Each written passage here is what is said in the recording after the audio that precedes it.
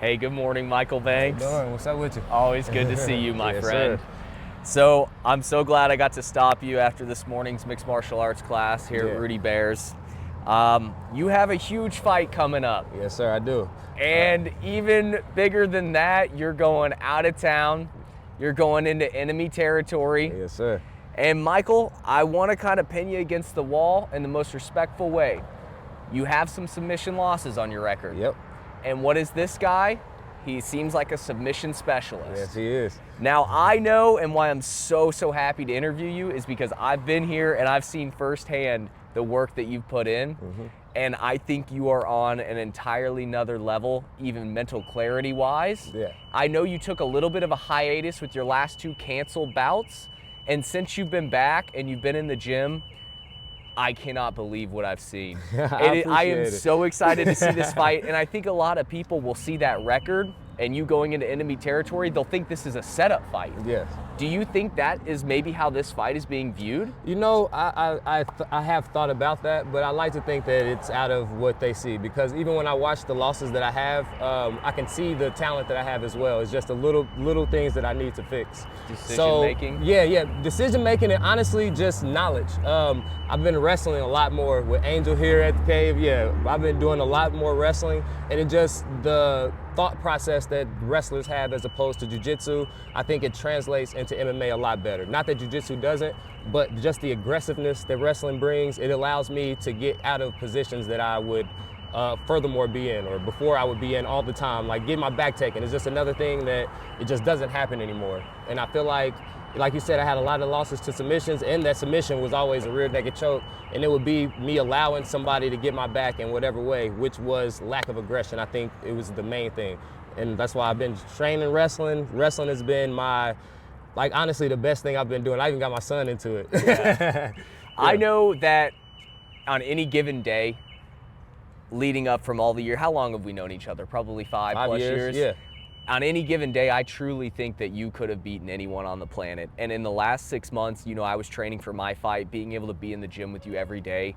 You are a totally new fighter that I didn't even know was reachable in the short few months that you've been back and taking it serious. I know you never stayed out of the gym long, but you were out, you did take a little hiatus after those last two fights. Was there anything you changed when you were out of the gym for those few months? I think it was honestly the mental approach to fighting. Before, I didn't give enough respect to the mental approach. I just thought it was about being in shape and just staying consistent with your workout. But honestly, having a good group around you, different fighting styles. You need people that got kickboxing. You need people that have wrestling, jiu-jitsu. And I think having a good camp, that's what I'm trying to say. Having a good camp and then great support with different teammates. You have different people, like I talked to Damien and he tells me different things about the mental part of it, like just getting your breath together, just getting your mind rested before your fight, just getting into a calm state. And I have different people where I can go hard. Like I said, wrestling has been the biggest thing, and going into wrestling, I just, honestly, I love it. Like we have wrestling tonight, so I'm gonna go take a nap. Can't really eat anything, I'm cutting weight right now. But yeah, and get to wrestling. Absolutely. What about from the professional side? How excited are you to be able to travel?